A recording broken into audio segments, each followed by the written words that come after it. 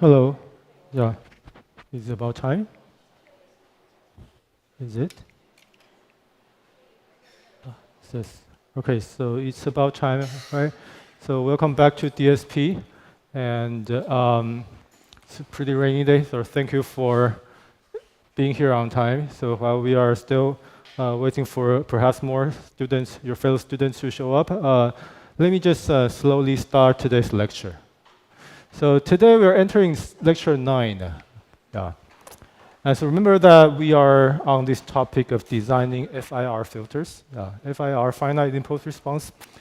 And so in the past, we have suggested that you will start with an ideal response, and the naive way is to keep just the middle part of that sinc function that gives you a low-pass filter using the rectangular window, just keeping the middle part, okay?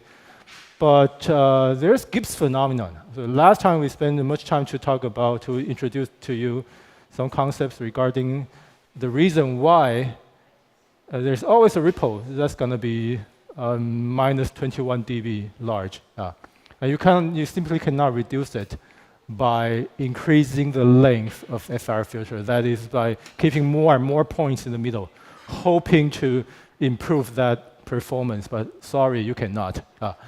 So you need to find some other window functions, okay? So we suggested that there are a few windows that you can choose. There's a Hahn window, there's a Hamming window, and there is also Blackman window. And you can compare their performance. And also last week for the homework that you're going to turn in, no, not for the homework, but is it for the homework? Oh, yes, for the homework, yeah.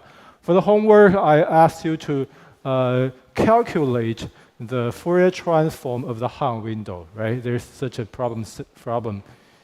Just basically you can calculate it, and you can really just manually calculate the height of the first side lobe, okay? The first side lobe. So just a bit of a recap. In general, you want to choose a window that has a narrow side lobe, a narrow main lobe as well as a small side lobe. So generally, if you have a window, let's say it's a zero-phase window, symmetric around even function around time zero. So I'm just going to just plot a curve, a bell-shaped curve, maybe from minus n to n. Okay, some kind of window that you apply for your filter design. And when you study the Fourier transform, let's say take the DTFT of this window, discrete time. Okay, always we talk about discrete time. Maybe the middle point is normalized to 1. So you have a window, and take the Fourier transform. So take the Fourier transform, and you will see, depending on, you can plot it in dB scale or linear scale. Both are fine. So now we have from minus pi to pi, that's the Fourier transform of your window denoted as W, big W, small e, j, omega. Okay, yeah. So it will have a main lobe. Let's say just to illustrate that there's a main lobe. Let me actually put an absolute value around W. Okay, yeah. So there's going to be the main lobe, and they're followed by a few maybe side lobe. Yeah. Side lobe, that's generally most of the time the side lobe is getting smaller and smaller when you go away from the center frequency. Yeah. So if we define this as the main lobe width, I forgot what's the notation. Is main lobe width? Is it main lobe width? Yeah, something like that. Yeah, that's the main lobe width as well as the height of your side lobe. The first largest side lobe here, it has a height. This height. So by comparing the main lobe height and side lobe height, there is the ratio. Okay, this ratio, and you can turn that into dB too. Sometimes you can just say that. Measure that in dB. So in general, you want to use a window that your desired properties are two properties. First, you want the main lobe to be narrow or wide. You want it to be narrow, right? And that can simply be achieved by increasing n. Okay, yeah. So main lobe, in general, is going to be inversely proportional to n, to the number of points that you keep in the time domain. And also, the second desired property is to have a small side lobe right here. So that the ripple, because this is side lobe, the total area of the side lobe has something to do, is related to the ripple. Remember that we, in designing, so when we say our design is the ideal function is W. To use this, to apply the window and multiply it to the ideal response. G is the ideal. If it's a low pass, G is the sinc function. Windowing, right? So in the frequency domain, remember that we are going to convolve. Now we are going to calculate cyclic convolution of the Fourier transform of the window and between the window, the transform of the window and the ideal response. The ideal response might be, well, I mean, it's a very bad drawing, but you see what I mean. Not the same scale, okay? But let me cut in the middle. Let's say there's a cutoff frequency somewhere and symmetric around the frequency axis. And this is going to be small omega, okay? So in general, you imagine that you're convolving. This is not the absolute value, but there's a convolution going on here, right? So last time I tried to convince you that the total area in this side lobe has something to do, is related, is, I should say, equals to the ripple, the height of ripple, after you make the convolution. So there is a ripple right here, this largest and smallest. That's going to be the result of our design. These two frequencies, that's also that equals to the main lobe width. Okay, we want this transition width to be narrow. Transition width, strictly speaking, ought to be transition width. Theoretically is a bit smaller. Technically, is a bit smaller. This is the slightly narrower transition width. Transition width. Transition width. Okay, so it's a long story short, but it's a quick summary of where we were at last time. The two desired property, we want small ripple and narrow transition. Therefore, the window you choose got to have a narrow main lobe and a small side lobe. Okay, but we know that these are two conflicting goals. 它有冲突的啊， these two goals conflict each other, right? So what do we mean? We mean that, so last time we look at the table, if you compare the performance of the four types of window, let me just quickly jump to this same table which we looked at last time. So this is a nice summary of the performance. Okay, so now we are looking at the rectangular barlet, the triangular window, Hahn window, Hamming, and Blackman, right?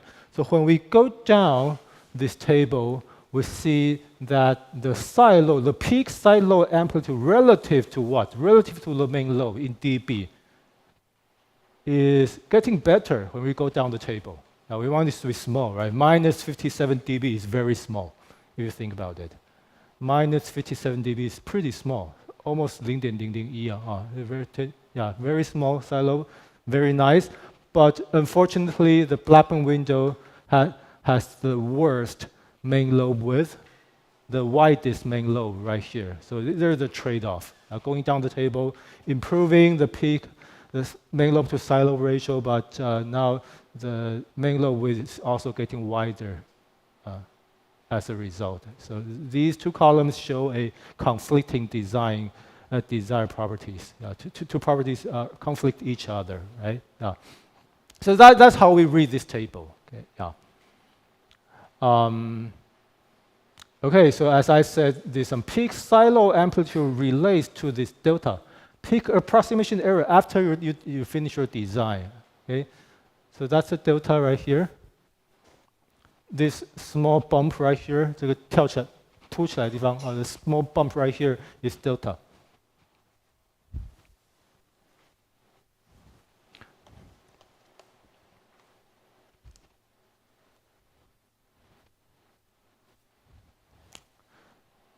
Delta, that's one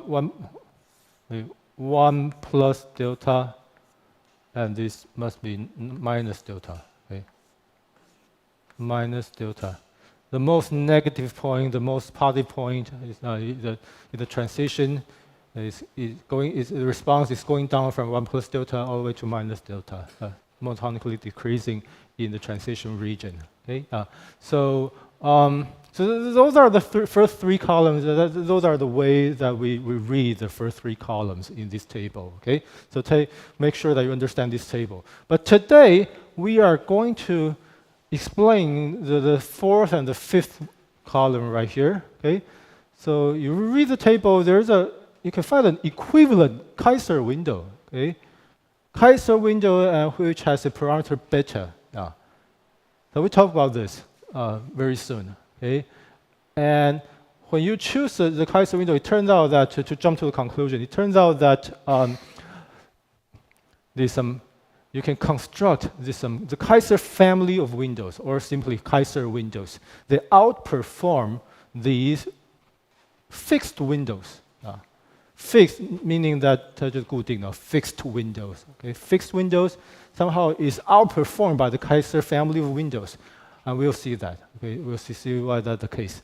And the Kaiser window has a parameter beta, which allows you to continuously tune your window. Okay, so the window is a family which is tuned by beta. Beta going up, beta going down. You can choose a continuous value of beta, which gives you a new window. Okay, yeah. So it's just back to today's outline. So today we are going to first summarize the cosine family windows and how we use it for Type 1 design. Type 1 is a terminology, jargon, 一个专有名词啊 Type 1. And then after that, we talk about the Kaiser family of windows. And then finally, hopefully for the next hour, we will be changing a topic somewhat, again, changing to a more advanced topic. 这是比较难的一个 topic, 坦白说, a more advanced topic in which we formulate FIR design as what? As an optimal approximation problem. 最佳的近似问题, optimal approximation problem. We'll do that. Okay, so that's today's outline. So first thing first, all right? So ready? Any comments so far? So now Type 1 low-pass design. Okay, so first we define this terminology, Type 1. Type 1, when we say an FIR, or more generally, let's say an FIR, yeah. We have an FIR filter, which has a impulse response, H. When you can find an even number m being an even number, okay? When you can find an even number m so that your h becomes an even function around time, big M divided by 2. Yeah. So if this is the property, then we call your filter a Type 1 filter. For example, Type 1, this is 1, okay, the Roman numeral 1, 罗马数字1 Type 1 filter, for example, if you have, let's say M is 16, M is 16, and if somehow your system has an impulse response which is symmetric around time 8. Symmetric. So that means the last sample equals to the first sample. The second to the last sample equal to the second sample, and so on. The middle is, of course, arbitrary. The middle, and things can also go negative, right? Let's say if the third sample is so negative, and the third to the last sample is the same value, and so on and so forth. If we satisfy this, if this property is satisfied, h of m minus n equal to h of n for any n, and where m is an even number. Okay? If m is an even number, and if this property, this symmetry is satisfied, we call this response a Type 1 kind of filter, type 1 response, type 1 filter, type 1 impulse response, okay, type 1. So today we're only going to talk about type 1, but in the textbook, you can also find definition for type 2, type 3, and type 4. So we will not talk about them for now. Okay? Just focus on type 1. Type 1 is very simple, basically meaning that it's evenly symmetric around the middle point. Okay? So I want to spend some time to summarize that. So if we stick to this definition, and we require our design to be type 1. So just again, using the low-pass filter design as an example. Okay, using the low-pass filter as an example, the ideal response, I suggest that we shift the ideal response, the sinc function, to the right by so many samples first. Okay, shift it to the right. So for example, if this amount of shift equals to 8, see, we would be shifting the sinc function, which may look like something like that. Okay, the sinc function. We are going to shift the sinc function to the right by 8 samples. First.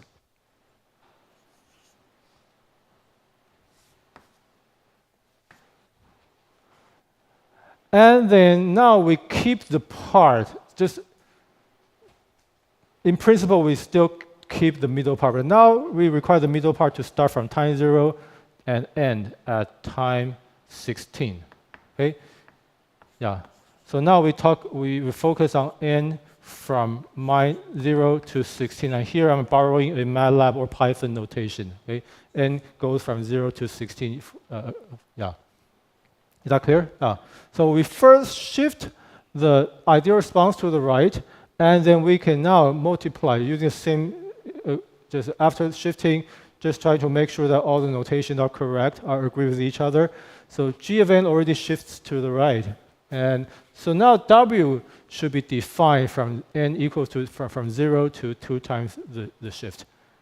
And in this case, from 0 to 16. Okay, that's where we are going to, over this interval, we are going to define our window function. Okay, the window function now begin at time 0 and end at time 16. Now, if n is 8. Okay, So last time we talked about the rectangular window being just flat. That's a rectangular window. 0 elsewhere, of course. Windowing, that's the meaning of window. 0 elsewhere, everywhere else 0. So that's a rectangular 16 samples of just 1. And following that, the Han window. So let's take a sketch. The Han window is basically cosine square. So it touches 0 at both edges. Okay, that's a Han window. And then the Hamming window is very similar to Han. Okay, so we didn't show the exact expression for the two of them, but now you can take a look. You can also find the same expression in the textbook. So, but now just a constant plus a cosine term.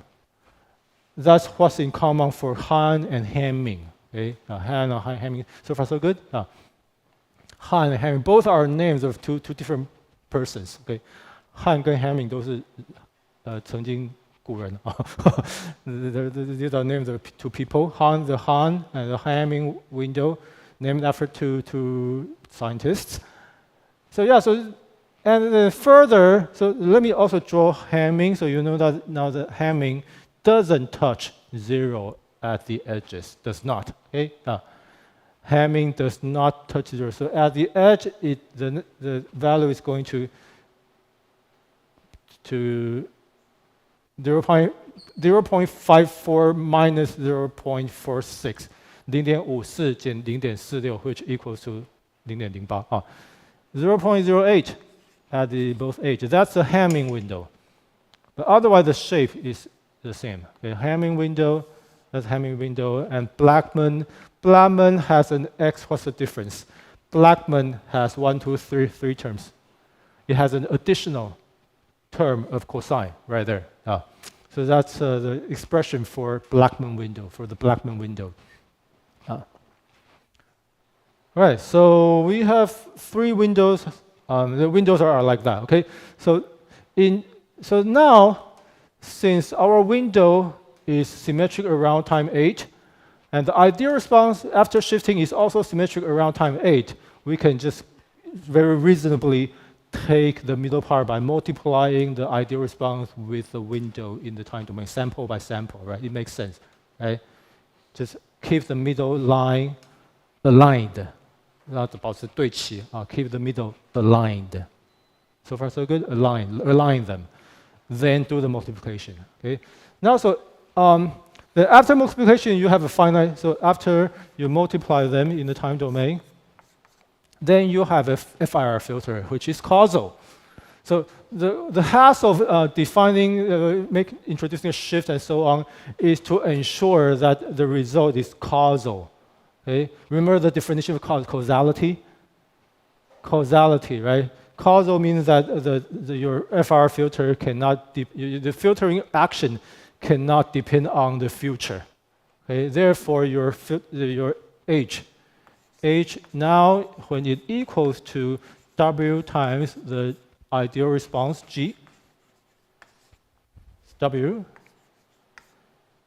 that's actually lowercase w, 小写的. So now, to ensure that, by introducing a shift, we ensure that the filter is causal. And we like it. Okay. So theoretically, there's no problem implementing exactly what is required right here, causality. In other words, we've ensured that h of n is all 0 for time before time 0. Any time before 0. To ensure that. So you can use it, and this kind of symmetry. The result is also going to be symmetric around time 8. So this is a type 1 design. Okay. Okay. So far so good. You understand the definition of type 1, okay? Being evenly symmetric around time, either the middle point, okay? And also we require this big M, an even number, and M plus 1, just, in general, M plus 1 is the length of the filter. M plus 1. So here M is even, M equals to 16, okay, and time goes from 0 to 16, m plus 1. So these are the. So we're going to stick to this picture. But next, now we've looked at this table, and I argued. I've been telling you that there's another family of windows that we need to study. Okay? Turns out that we have a better family of windows, which will outperform. 做得更好. We can construct another family of windows which outperform the cosine family for FIR filter design. So these two, the Pan, Hamming, and Blackman we call them the cosine family. Some people call them the cosine family. The reason is pretty obvious, because the expression has cosine. 表达式里面就是有 cosine, all right? So we can also call, if you will, call them the cosine family and the Kaiser family. And 我下一个比较耸动的标题. Nowadays, it's important to write down a title to advocate your post. So here I try to 吸睛. I say there's a rivalry between the cosine and the Kaiser family, okay? 家族对抗 the Romeo and Juliet, or whatever. Cosine family, Kaiser family, and they each has their merits. 他们有不同的优点. So we'll see that the Kaiser family, indeed, it has a better performance in terms of the trade-off right here. In terms of the trade-off, we'll see in a moment that in terms of the trade-off between main lobe width, which is proportional to the transition width, the trade-off between the transition width versus the maximum, the ripple, there's a trade-off. it turns out that the Kaiser window is a winner. Okay, it outperforms the cosine family of windows which we studied last week. But I said there's a rivalry 是对抗啊 ，rivalry 就是什么叫 rivalry 知道吗 ？rivalry 就是国立清华大学跟阳明交通大学就是 rivalry every year in March. It's the March Madness of 新竹。After that we're friends, but so where's the rivalry? But turns out that still the cosine family is better suited for another purpose. Okay, in this other context, which we are not going to talk about today. Yeah. So in this context, another context of trying to process your signal using blocks. Yeah. And the application could be streaming audio, streaming speech, streaming your audio or speech over the internet, for example. Okay. In those applications, it turns out that the cosine family is more commonly used. We commonly use the Hahn window, for example, in those applications. We'll cover this other topic near the end of the semester. Okay, yeah, so 今天不会讲这个, but just stay tuned. There are two families of windows. One is better for FIR design, and we are going to study it. And that one family is called the Kaiser family of windows. So far, so good? Okay. So now the definition. The Kaiser family of windows is defined by this equation. You don't need to copy it. This is an equation. Take a look. The Kaiser family of windows expressed. That's its expression right here. So W, the window, and there's the function I0. This notation. What is I0? I0 denotes, let me just read it, denotes the zeroth order modified Bessel function of the first kind. Repeat after me. Zeroth order modified Bessel function of the first kind. Zeroth order modified Bessel function of the first kind. And that's, if you will, that's its power series expansion. Kind of nice. Okay. Yeah. But don't worry, okay? If you don't recall where did you learn Bessel function, don't worry. It's just a function. It's a special function, okay? And it's a modified kind. It's as an order, zeroth order. It has something to do with the differential equation. If you solve partial differential equation using separation variable, and if your coordinate is a cylindrical coordinate, and sometimes your Laplace equation becomes after the separation variable in the r coordinate, r direction, 那个半径的方向 in the r. So there's z and there's theta and there's r, right? So in the r direction, sometimes the Bessel function just shows up. So long story short, but you don't need to worry about that, okay? Just for some unknown reason, some miracle. Here I have a typo. Sorry, 这个刮胡应该在里面啊。I need to correct that. So let me make a correction. Correction right there. I0 Wn. For the Kaiser window, Wn is I0 beta. Beta shows up right here. And there's a square root, 1 minus. It's a small n minus big N. Big N being just 8, for example. The middle point. Divided by n, and the square, the square should appear right here. It's outside the parenthesis. 刮胡外面. So please make a correction. And then normalization. Okay. So it's kind of a complicated definition right here, but it's easier if we just take a look. Okay. So in a moment that we are going to just take a look. Just please note that there's beta right here, okay? And if we plug in n equals to big N in the middle point, okay?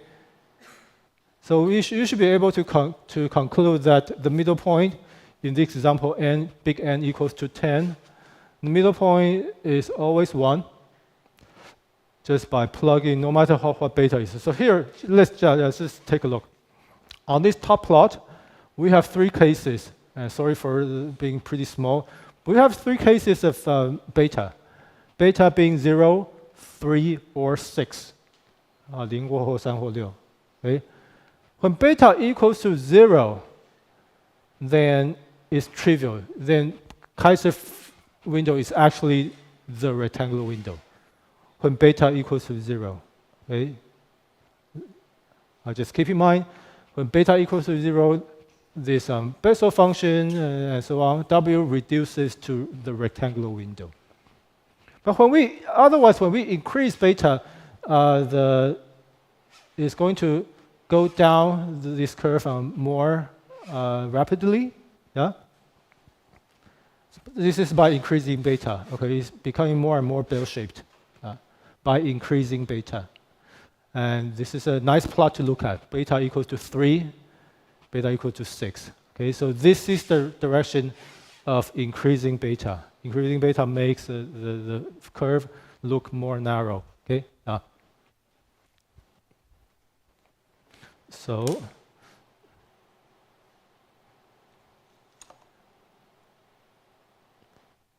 it makes the curve look more and more narrow by increasing beta.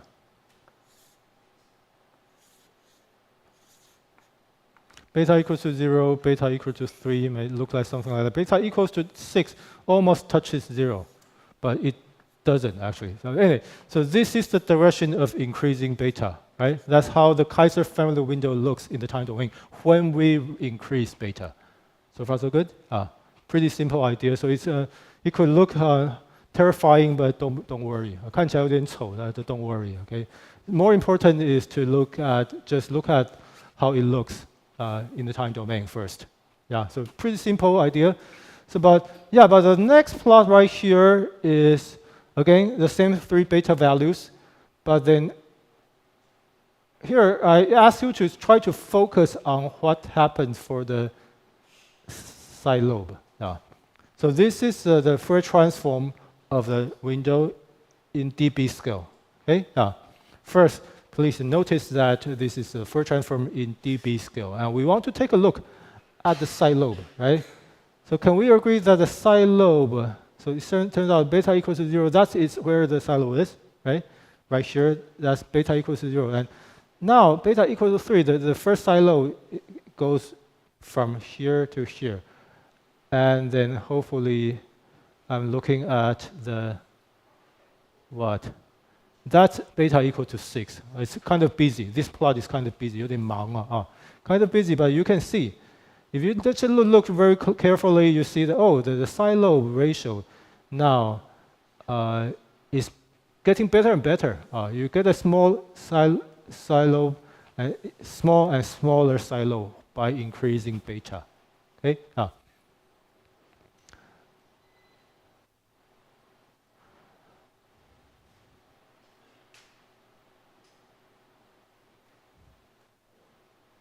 But now the third plot, what's the third plot? The third plot is, I think they fix beta at, it seems that now beta is fixed at 6. Okay? When we fix the beta equal to 6, but then change the length m. Change the length of the filters.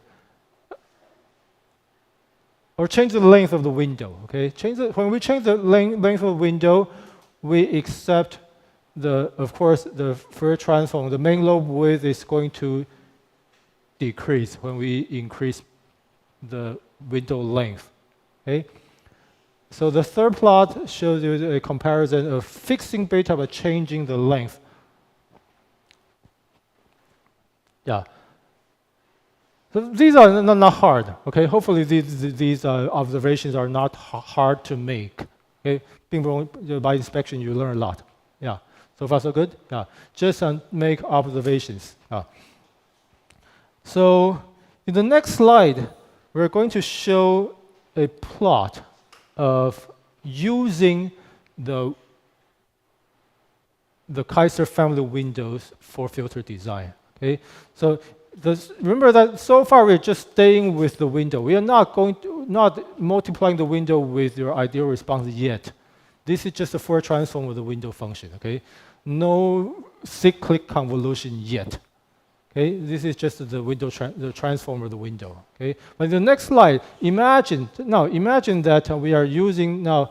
We can continuously tune beta first of all, and then use any chosen beta to design a low-pass filter. What will the performance be? When we use this family of windows to design FR filter, what's the performance in terms of two things, right? Two desired property. How about the transition width? How about the ripple? Okay, we want small ripple and we want narrow transition width. Yeah. So the next slide is a pretty surprising plot. This plot is pretty surprising. So how do we read it? So this plot is about, it teaches us how to choose beta and m. Okay. But how do we read it? So first of all, note that here on the horizontal axis, that's a transition width, okay? Transition width, and on the vertical axis, we have the approximation error. The worst, the approximation error, which is defined as 20 log delta, okay? So we want 20 log delta to be as negative as possible, which means small error, right? Small approximation error. And at the same time, we want the transition width to be as narrow as possible, okay? But now you see Kaiser 1, Kaiser 2, Kaiser 3, all the way to Kaiser 9. Here, 1, 2, 3, 4, 9 is the beta value, okay? So if you plot the performance of the FIR filter on the same plane, you see now you have 9 points. And what's surprising to me is that they almost form a straight line.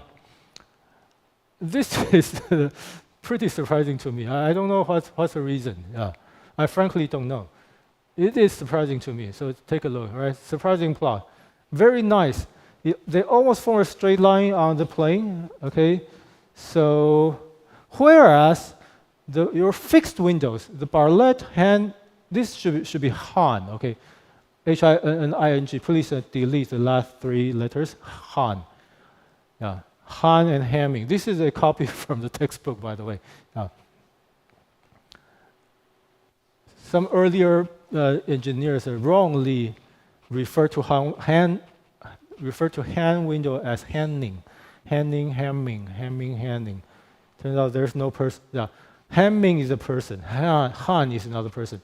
There's no Hanning. Okay, so now the standard terminology is to refer to a window as Han. But anyway, so notice that, how about these there's also the performance of Blackman can also be plotted on the same plane, right? So you have the Blackman has a pretty low, very nice approximation error, very low error, but it's the transition width is going to be wide. Okay, that's the way we read it. The Han window, on the other hand, has a mediocre approximation error level.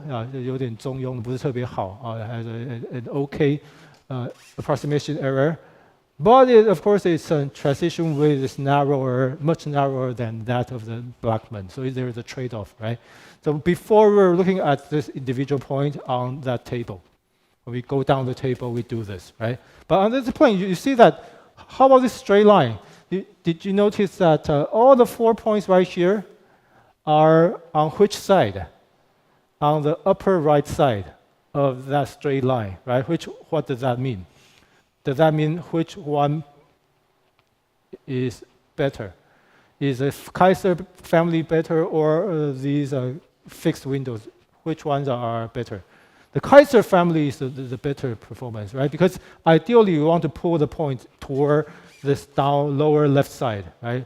With very small approximation error and very sharp transition. That's the lower left side, right? So by noticing that this line, the fixed points are all of them are on the upper right corner side of the line, we realize that the Kaiser family of windows actually has a better performance than those 4 windows. Okay, that's the way we read this plane. Okay, some other detail, of course. Let me just read. So far so good. Any question? Any problems right here? So this is important, okay? Yeah. So I think this plot is pretty useful. Why? Because then now we are ready to just wisely choose beta and m, okay? So according to what? According to a specification, okay? Let's say your client, okay, which might be Apple, or yeah, asks you to design a low-pass filter with they specified, they want cutoff frequency somewhere, pi over 3. They want the transition width to be so narrow, maybe 0.05 pi. I'm just making up numbers. Okay, so those are the filter specification, performance specifications that you are given. So yes, the first thing, so to design a filter, we want to first choose a beta value. By how do we do it? By first just look at the given tolerance level. That's the way we call it. So if the tolerance level for the approximation error, that's 20 log of delta, right? 20 log delta. If they give you, let's say, for example, if the specification is you want that ripple to be minus 50 dB, okay? That's given by your client or by your own desire. Right? You're designing your own filter. And you somehow want that error to be bounded, to be controlled within lower than minus 50 dB. Okay? So now, it's pretty easy. Just make a straight line. Okay, that's my suggestion. Draw a straight line. Draw a straight line to the right until minus 50 hit this dashed line. Okay? Yeah, do this, okay? Yeah, so that's my suggestion. This is very useful, okay? First, if the error needs to be controlled within this level, then just make a straight line, okay? And then it hits this dotted line somewhere right here in between Kaiser 4 and Kaiser 5, right? Okay? Then you can approximately say that, okay, maybe we need, can you make a suggestion? What should beta be? Beta should be somewhere between 4 and 5. It could be fractional, 可以是小数点啊。So let's say, oh, beta is approximately 4.3. So that's the way, seriously, that's the way I would choose beta. Because now that's the way we understand it. This is almost a straight line. It's pretty easy, okay? So after choosing, so do you all get that? Draw a straight line, draw a horizontal line, and see where it intersects with this performance line, okay? So between 4 and 5, and take another example if you want to further improve your approximation error to minus 75, and again, draw a straight line, Kaiser 7, beta equal to 7.0. So it's pretty easy, okay? Just refer to this plot, okay? Keep it on your phone, okay? Take a picture and keep it on your photo album, right? So you can take a look anytime you want, before you go to bed, okay? Yeah, so that's where we find the beta. That may satisfy the specification. I say may right here because it's an approximation, okay? I say 4.3 is really by inspection, 用眼睛看的啊 by inspection, 用肉眼看啊 by eyeballing. So it's not going to be very accurate, but which may satisfy the specification, okay? Simply by pulling a straight line right here and see where the intersection is. Yeah.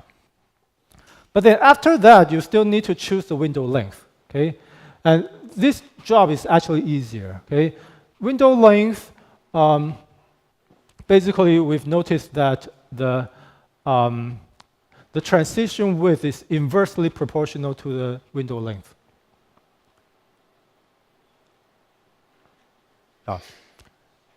Transition width is inversely proportional to the main lobe width, which is anyway, transition width right here is basically 成反比 inversely proportional to the length of your filter. Okay, so now you need to understand that for this particular plot, we are finding where these points are using the setup of m equal to 32. That's for the case of m equal to 32.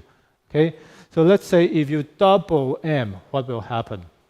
If you double m, if m increases from 32 to 64, 把它乘以2倍的话，then the performance line can improve to the left, go to the left, because the transition width now becomes a parallel line.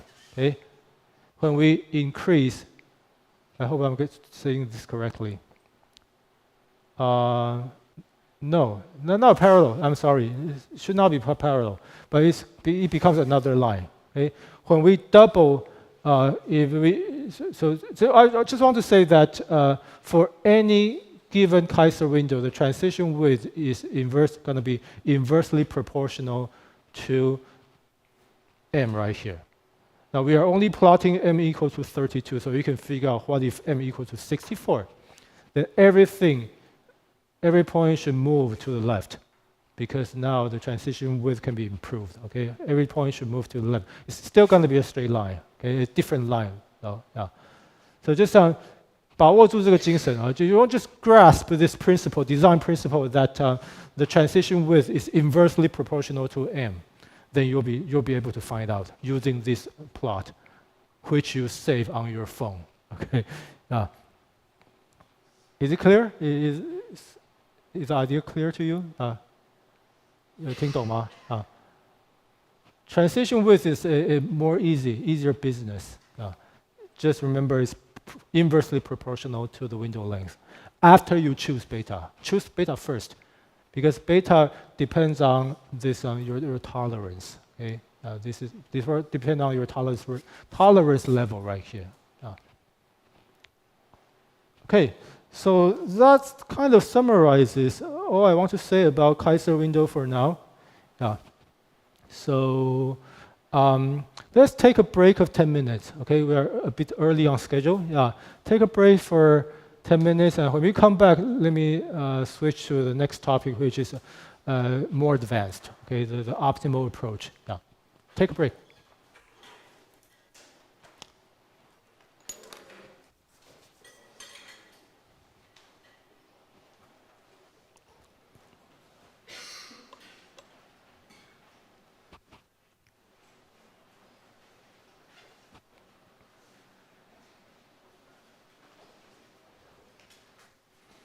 Oh, 好，所以那个是。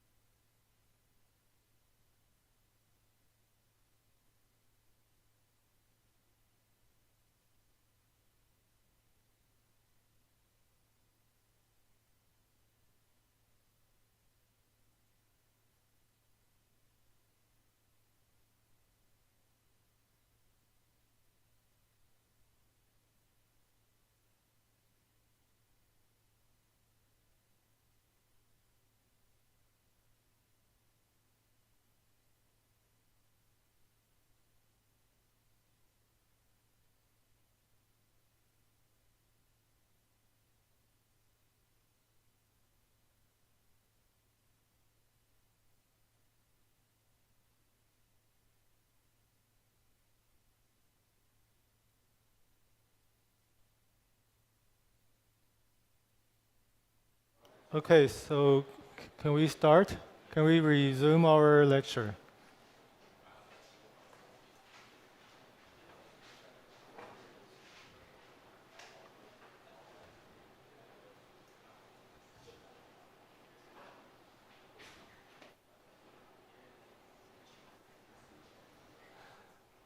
Okay, so hello, yes, yeah.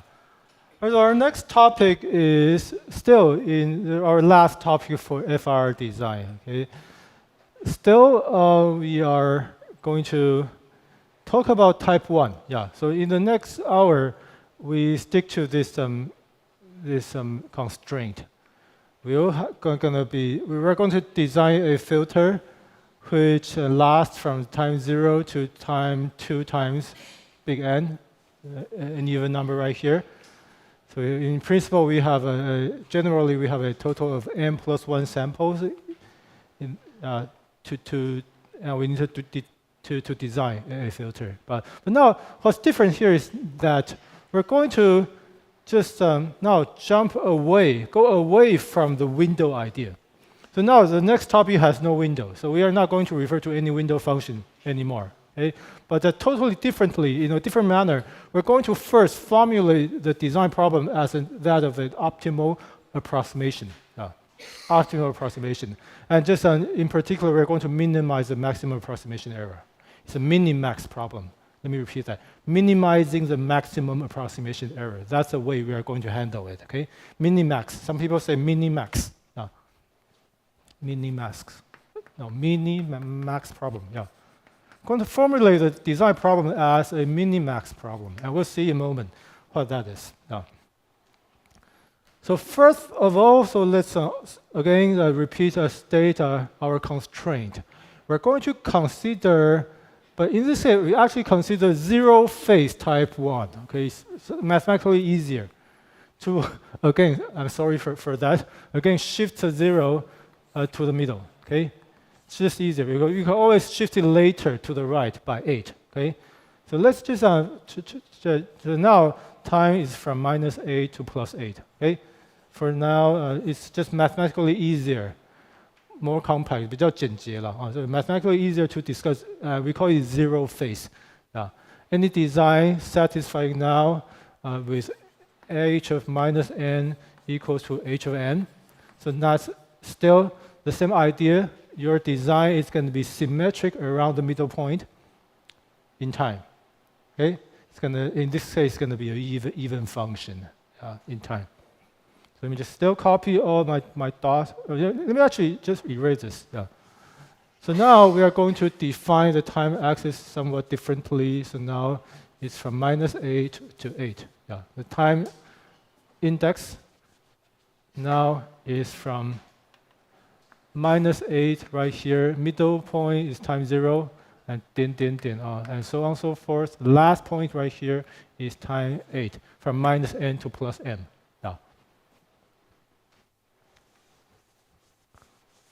Okay, so that's how we just stay with this constraint, 一个受限一个条件限制 constraint.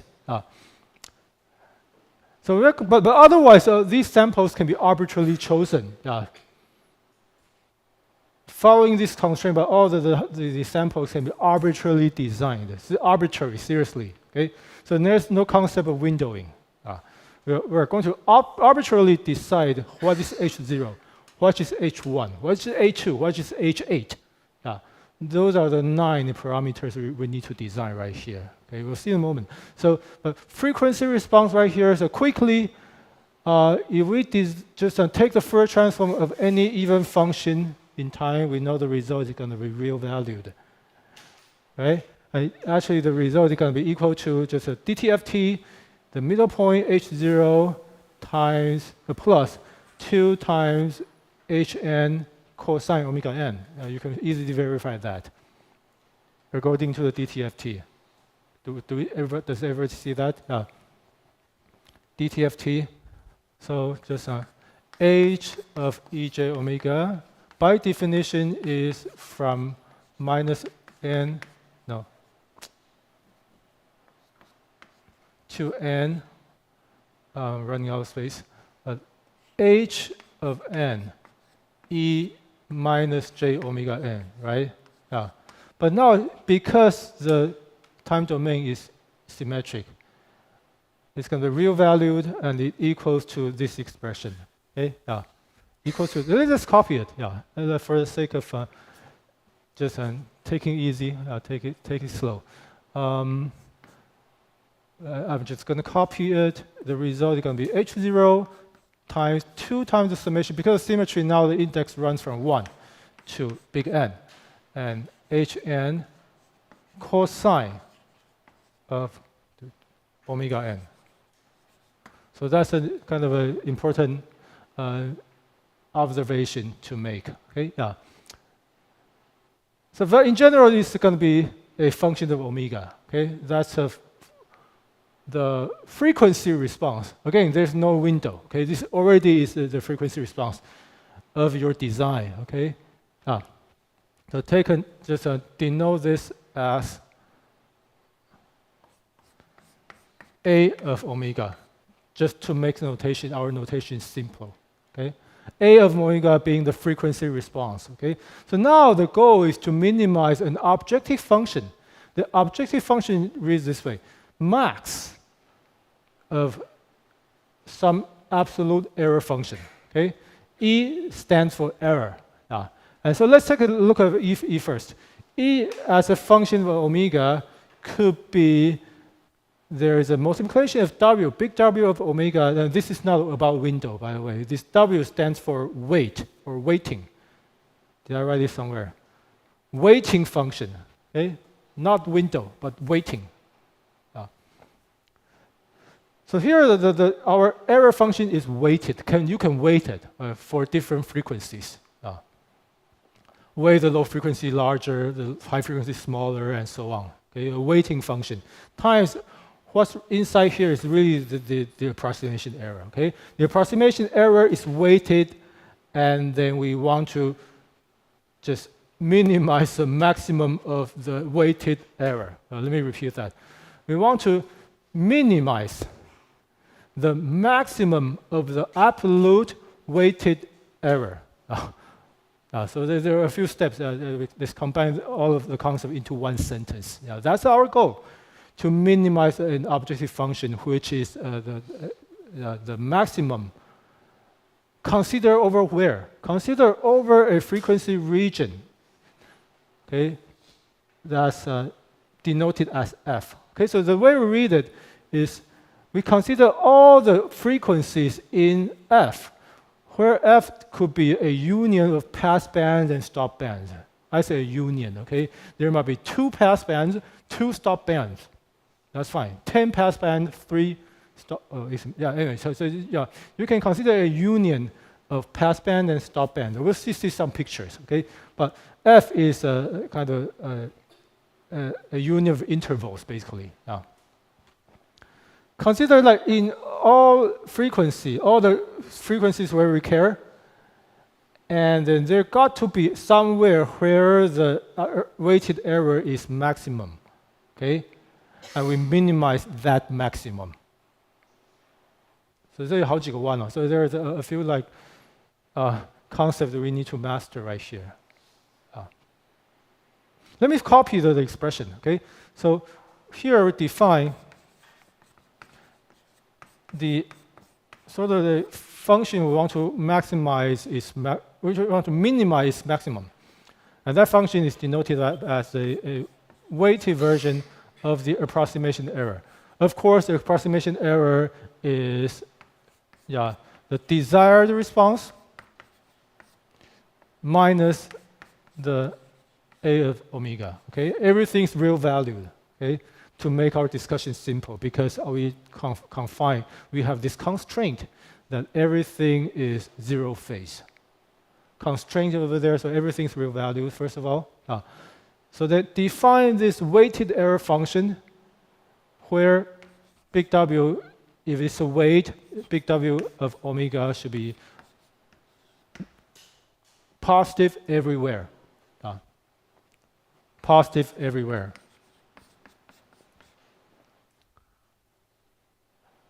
Okay, so, and this is a desire. D stands for desire. Okay, D stands for desire. The desire, the response, and A is our design. Okay, we design A. Yeah, we design A such that. So define that, and then we design A of omega such that the maximum of E is minimized. So that's the way we formulate this filter design problem. Design A. Okay? So far, so good? What's my next slide? Okay, so we need to elaborate. So in the next slide, we need to elaborate a bit about what do we mean designing A of omega. Designing A of omega. Under the constraint that you basically only have how many degrees of freedom? That's a key question to ask. Yeah? 有多少个自由度啊? All you can design basically is to determine H0, H1, all the way to H8. And the negative time has a symmetry, right? So you need to just to find out 9 numbers, basically, in this example. If our filter length is 16, you need to find out 9 numbers. All you need to do is to find out 9 numbers wisely. So it turns out that the problem can be converted to a polynomial problem first. Okay? So let's go through this slowly. Yeah. You want to design A of omega, which is parameterized by H. Basically, A of omega is H, the DTFT of H, right? So you have n plus 1 degrees of freedom. Yeah. But then, let's define cosine omega, rewrite it as x. Rewrite, or simply we say define x equals to cosine omega. This is strange. Okay? You want to convert somehow from the omega domain to the x domain, simply using this relation. Simply using this relation of x just simply is cosine omega. Yeah. Okay, so what's going to happen right here is that now A of omega is H0 plus, let's say, 2H1 cosine of omega, n equals to 1 plus 2H2 cosine of 2 omega. Do you see that? Plus all the n to the last one is 2 times H, let's say n equals to 8. Okay? Cosine of 8 omega. This is the all possible frequency response of your design by choosing these. By choosing these parameters, you end up having a frequency response like that. Yeah. And now I say that if we call cosine omega, we denote it as S. Turns out that A of omega now can be converted to a polynomial of x. No, A of omega can be converted to a polynomial of x. But how do we do that? The way we do that is using trigonometric formula. 三角一些的恒等式 There's simply, what is cosine 2 omega? Can anybody tell me? Cosine 2 omega, what is cosine 2 omega? 2 cosine square omega minus 1, right? 2 cosine square omega minus 1. So what is that? That's 2x squared minus 1, yeah. And so on and so forth. Can anybody tell me what is cosine 8 omega? But in principle, that can be figured out, right, using a computer script. But in principle, you can just replace this with a polynomial. Let's denote the polynomial as T8 of x. Okay? Actually, they're got this polynomial. These polynomials they're called the Chebyshev polynomials. They even have their own names. These are called the Chebyshev polynomials. Just for your information. So it can be done. Chebyshev polynomial.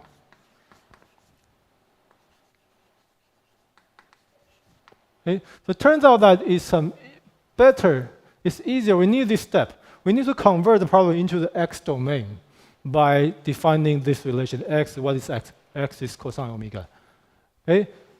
So going from omega to x domain. So that's a kind of key concept right here to understand. All right, so now can we agree that if you're given the impulse response or the sample values, h0 to hn, if you're given h1, h0, and everything in h, then you can convert a of omega into a polynomial. Let's denote it as p of x. Okay? And that's a key concept right here. Okay? Key step, one key step right here at the time. Okay? And here's my remark. Chebyshev polynomial, it should be clear. Anything up to the 8th order, you can convert this thing, combine all the terms, then a of omega becomes a. So that a of omega now, and it becomes a polynomial of x. It becomes the nth order polynomial of x. Which equals to our notation right here. A0 plus A1x plus and so on, plus the last term is A8, x to the 8th power. So that's our notation for now. Okay? So why do we do that? The reason, it should be clear in the next slide, but let's now move one line further. Okay? So now the problem formulation right here. So instead of designing a of omega, now we need to design p of x because they are equivalent. If you know p of x, you can convert it back to a of omega. Okay? So now let's move to the x domain and reformulate the problem as this. Okay? So now we are going to find the polynomial. We want to work in the x domain by finding a polynomial which still minimizes the maximum approximation error in the polynomial domain, in the x domain. Okay? So our target function can be just a long story short, we can rewrite our goal as such. Okay? So now the problem formulation becomes to find the optimal nth order polynomial, denoted as p hat 带个帽子 p hat 带个帽子 usually we use the hat to denote the best performance. Hat is your estimation. Hat is your best performance. So we want to find that unique. It turns out to be the unique. Or find the optimal polynomial under nth order. Okay, nth order polynomial right here. Find the best one which satisfies the way we read it. So I'll read it for you. Okay, this is the way we read it.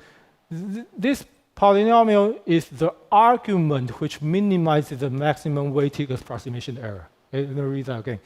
Approximation error, dp of x minus p of x. P of x is your performance. P of x is your design. And you want to find a p of x in this space. This is a vector space, if you will. I'm not sure if you've seen this notation. That's like a vector space. Okay. Here, p hat of x is the best polynomial, which is an argument which minimizes. That's the way I read it. An argument in the space of in the vector space of all nth order real coefficient polynomials. 我用中文讲是，就是实系数的 n 次多项式所构成的那个向量空间。The vector space which contains all the nth order real coefficient polynomials, which is a vector space. That set is a vector space， 是一个向量空间 if you will. So search in that space. Search in that space and find an argument which minimizes whatever follows right there. Okay? Is that clear? An argument which minimizes an expression. 这个是一些名词用语啊 ，argument 啊，送进去那个 expression 里面的东西叫做 argument, right? Computer science, right? Programming. An argument is a variable we send to a function nil right here, 一个泛函啊，所以so the way we read it, we find within this space, search within this space, an argument which minimizes whatever expression that follows. Okay, and what is that expression we have? The expression is big. Okay, this expression is the maximum of weighted. There's still the weight function, which comes from the weight function in the omega domain. You can easily convert it to the x domain by changing a variable. So it's pretty straightforward right here. And absolute value, okay? Absolute value, your desired response, denoted as dpx, okay? Minus, this is the argument which shows up right here, okay? Or should I say, yeah, I should improve my notation. Let me improve my notation. This is finding any px in the vector space. I should say this. Yeah, this should clarify a bit. Okay, this is the argument we are going to send into that expression, which shows up right here. That's the argument. The argument shows up right here. We want to find the best p within the entire vector space,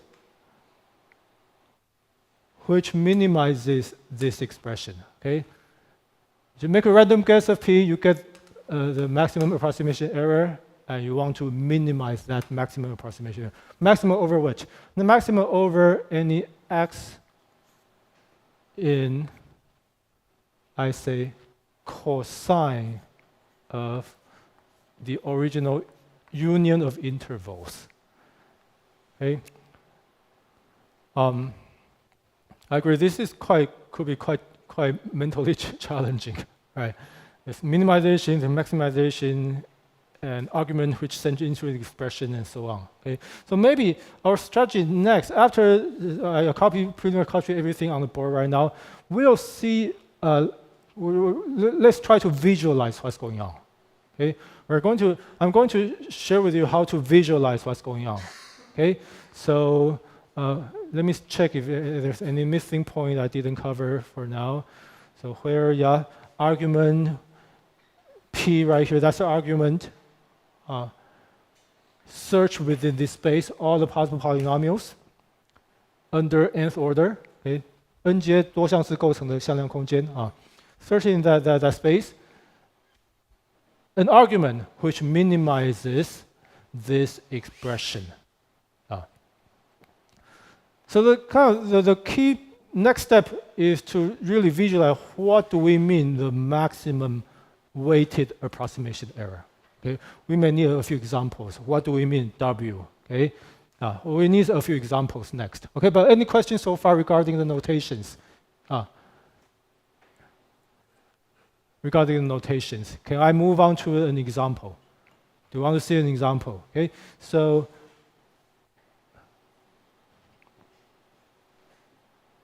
Oh, I don't have an example yet. The next slide is still full of math.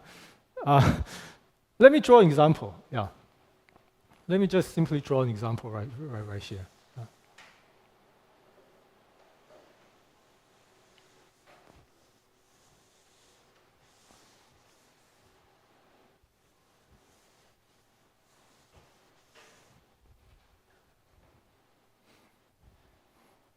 All right. So. Let's say we want to design a.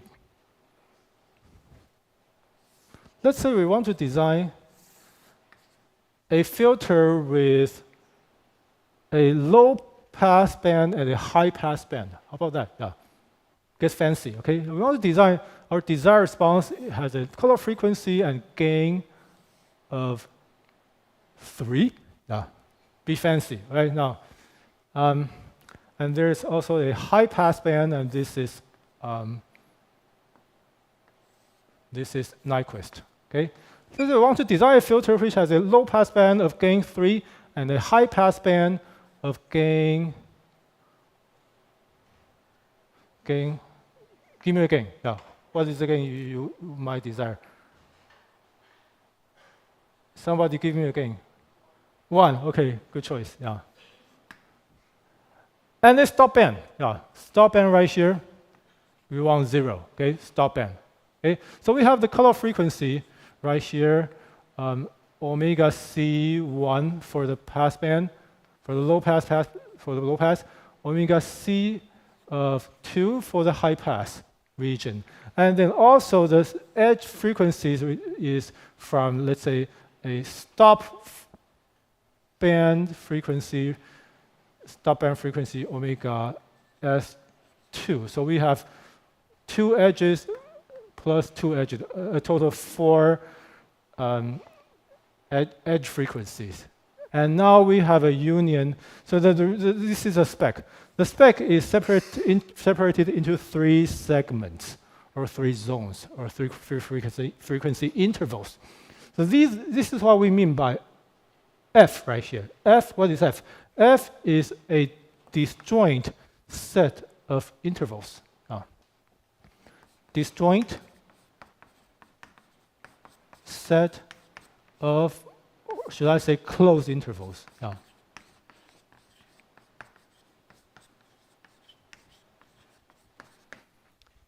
So in this case, we find that, what is F? First of all, F is a union of 0 to the edge frequency for low pass, 连集, union omega S1, omega S2, that's the stop band, and the second pass band is located at high frequency. So that's F. F is a union of 3 intervals. And now we want to minimize the maximum approximation error. Okay? So each time, let's say if you just wisely choose H and you come up with this filter, stop band. I'm just randomly drawing a picture. Okay, maybe it's something. This is your design. Not ideal yet, not optimal yet. Okay, but anyway, this A. So this is what we say A of omega. After you just somehow choose your filter coefficients, you obtain a frequency response. Type 1. Okay, everything's real. But what's next? So now we see that this is your result. Okay. And the desired response, what is desired response? Your desired response is 3 for low pass, 0 for stop band, 1. That's your desired response. Okay? So your desired response, let me write it on the left. Your desired response is 3 for the first band, okay? First interval, 0 for the second interval, and 1 for the last interval, the third interval. Yeah. So this is your desired response. So somebody might ask me, how about in between the transition? So you will see a moment, actually the transition width is, shall we say, don't care region. We have don't care region right here. That's a kind of fancy thing. Here, we actually, for the transition, in between the gap right here, in between the transition width right here, these, we don't care. Turns out that's a funny part. Don't care. There are two don't care regions.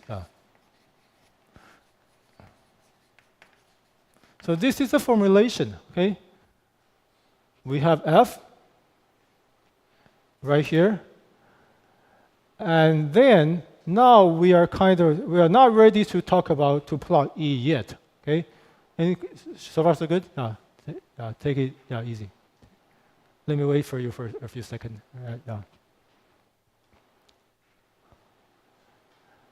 And the next thing we need to discuss what's the meaning of the weight function. Okay, so this weight function gives us flexibility. Okay, 我有弹性啊。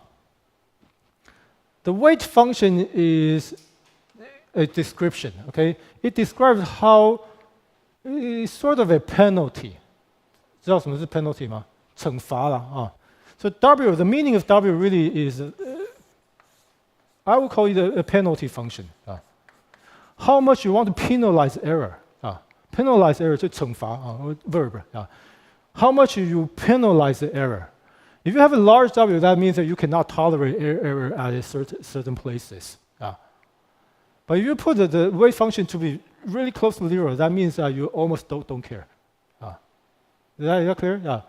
Because in the end, you care about the maximum weighted error, right? So if you put a strong weight, that means you care a lot about that region. Okay. So let's make an example. Let's say, can we suggest, do you care about the high frequency more or the low frequency more? Anybody? Let's make a vote. High frequency more important or low frequency more important? High frequency, please raise your hand. High frequency more important. How about low frequency more important? 我们民主国家low frequency is more important. Sorry for you guys. So since you agree, we now agree by vote that low frequency is more important than high frequency. We penalize the error right here. Okay, so let's penalize the error right here by. Okay, I'm making the plot. It's getting busy. Let me draw somewhere right here. Okay, so W or omega is a penalty factor. The high frequency is less important, so let's put a unity weight. Now the weight here is 1. Okay, but low frequency, if it's so important. How about? I forgot to ask about the stop band. Now, is stop band more important than pass band? No. We need to also, I forgot, we also need to give stop band a penalty factor, okay? 这也要啊. So let's say the stop band is even more important. You really want to keep the gain close to 1, as close as possible. So now we penalize the low frequency by put a weight of, let's say, 2.5 higher than 1, more important than the high frequency.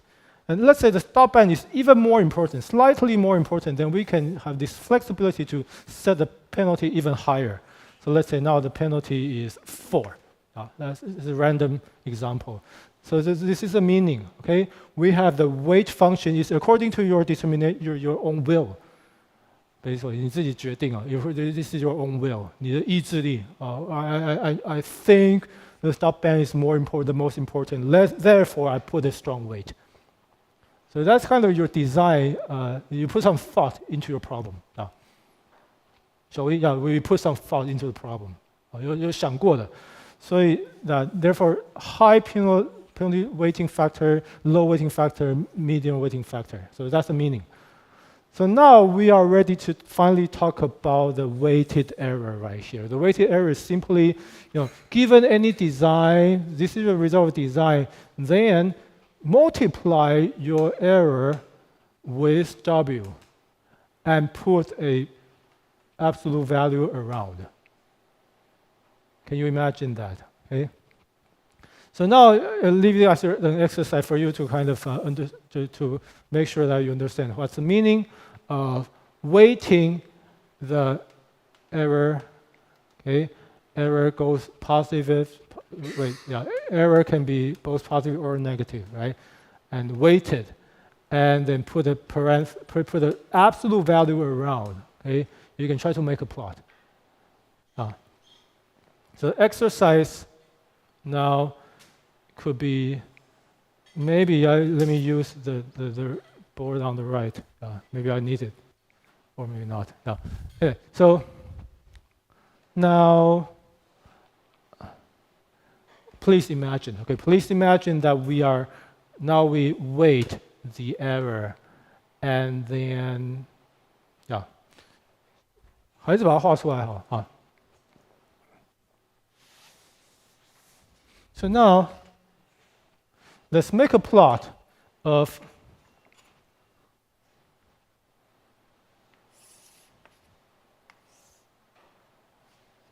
E of omega. Okay, yeah. Shall we? Let's make a plot of E of omega. First of all, we have the passband, the stop band, and the high passband, like that. Okay, yeah. Passband, stop band. So how does the approximation error look like? It's weighted 2.5 times larger, right? With this weight function for the first passband, and the error is actually, this is the way I define it, right? So this is the desired response minus the result of your design. So the error is negative to begin with. The error function is negative to begin with, and it goes positive a little bit, and then negative again, and then it goes positively like that. So that's our weighted error before taking the absolute value for the first passband. Okay, so far so good. So now how about the stop band? Stop band is right here, right? So the error, the way I define it is the desired response, which is 0 minus the result of your design. So the error now right here, but it's heavily weighted. Okay? Now note that the error is heavily weighted. Right? So it is negative to begin with and largely negative, and then it goes positive like that, and then it becomes negative again. Let me exaggerate because it's heavily weighted for the stop band. That's a weighted error. That's what we mean by weighting the error right there. So can we now move on to the third band, right? So similarly, the third band, now the weight is the smallest, right? And the error is positive to begin with and pretty small, going negative and going slightly positive. So something like that. That becomes the result of my weighted error before taking the absolute value, before taking the absolute. Question right here? So that looks so good? Okay, so I hope this is a good exercise for us to really understand what do we mean to what's the meaning of right there. But then, everything here is still in the omega domain. You notice that? Everything is still in the omega domain. So somehow, one thing you need to do. Now we need to convert from omega to x. Okay? So convert from omega to x, that's something that we still need to do. Then we need to convert from omega to x. That hasn't been done, okay? But already here we can consider now the next step. We have plotted the weighted error, right? Then can you just by inspection tell me where is the maximum approximation error? Where in this plot is the maximum approximation error, absolute value? It looks like it's right here. That's where at this frequency, that's the maximum approximation right there, okay? If you agree. Hopefully you can all agree that this level is where the maximum error is occurring, okay? So that, to summarize, then the next step is finally we want to minimize this maximum approximation error, okay? So the idea goes from the beginning. Every time, however, you get a design, you can take a few steps to find out the maximum approximation error, and you want to minimize that error by searching in the entire possible space, okay? The entire vector space of all the polynomials. So I'm saying that this is the maximum of all the omega in the region we care, the disjoint interval, and we take the absolute value of weighted approximation error. Okay. Of course, in this case, this needs to go positive, but you know that. Yeah. That's the maximum approximation error to be minimized. Okay. 啊，这么一直断讯。Come on, show up.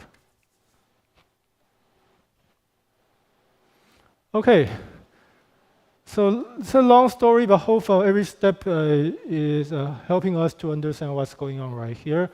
But the further step is now we have converted everything into the polynomial domain, into X domain.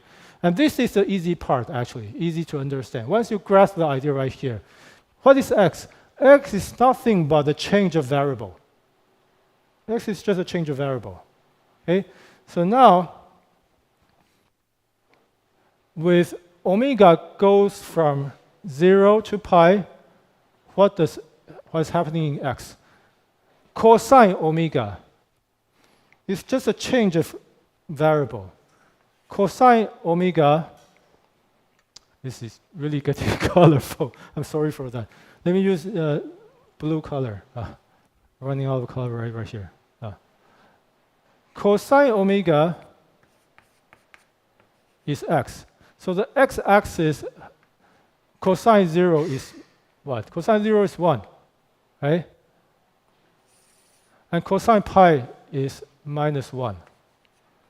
So the x-axis goes in the opposite direction. That's all, yeah. It's a change of variable. So still, you can talk about passband and stopband in the X domain. Okay, so here, this is the first passband in the X domain, cut off right here. Yeah, and you can talk about stopband right here. Sure, there is going to be a stopband in the X domain after the change of variables. It's pretty simple. Okay, and here a high frequency passband right there. You can still it's just a change of variable. So the axis now goes from right to left, increasing x. From x is between minus 1 and 1 because it's cosine omega. Yeah.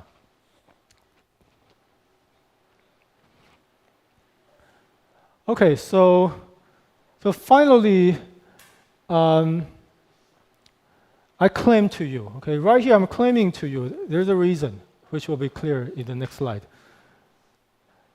There's a reason why we do this change of variable. We introduce the X domain to change everything into a polynomial problem. Okay? So very similarly, here we are going to talk about in the X domain, where the lowest X refers to the Nyquist rate, the highest X is actually DC. This is DC, and this is Nyquist. That's the X domain. So in this X domain, we are going to find the polynomials. But now, still, when you have the desired response, right? The desired response is still there.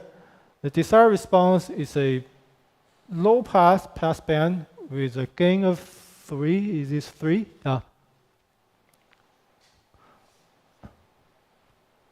That's our low pass, the pass band, first pass band. And the second pass band has a gain of 1. So this is 3. This is 1. And there's a stop band where the desired response is 0. Okay? So this is the desired, how the desired response looks in the X domain. Low frequency to your right, high frequency to your left. Just a change of variable. Fairly easy. Okay?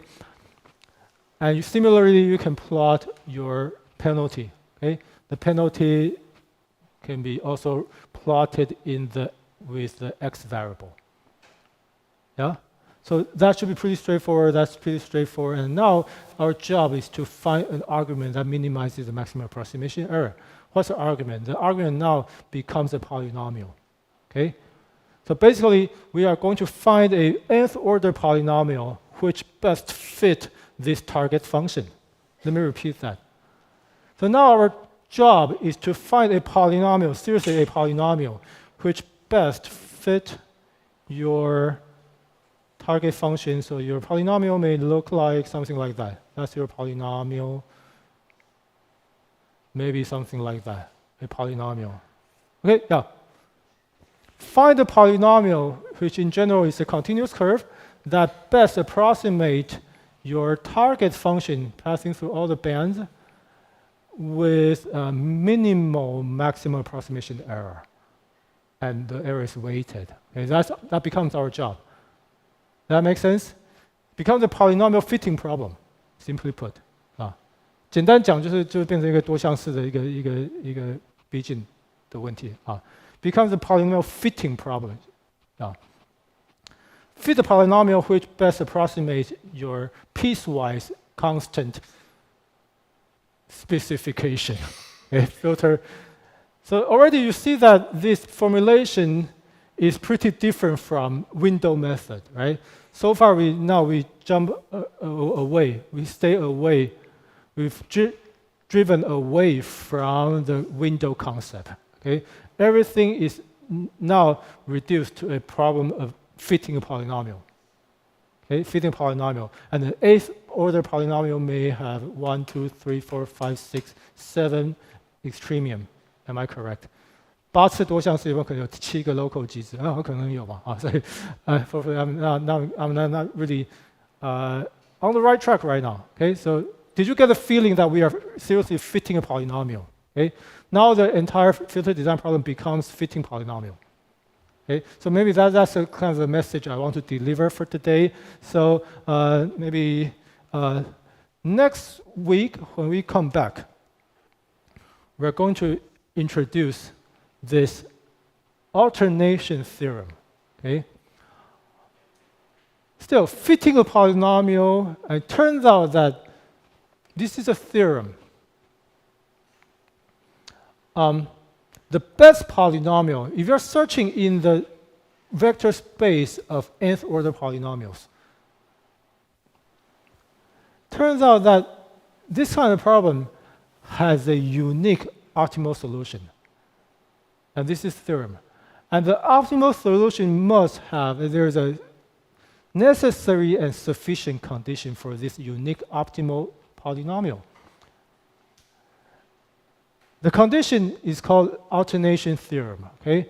So the necessary and sufficient condition for a unique optimal polynomial is that for this polynomial, there must exist at least n plus 2 places in F. So let's denote those places, those points as x1, x2, perhaps all the way to x plus n plus 2, perhaps even more. Okay, yeah. There must exist at least so many points in F, in our intervals, such that if you go through all the points, from x1, x2, x3 to xn plus 2, we'll come back to this next week.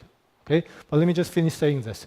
Turns out that you want all those points to have like alternating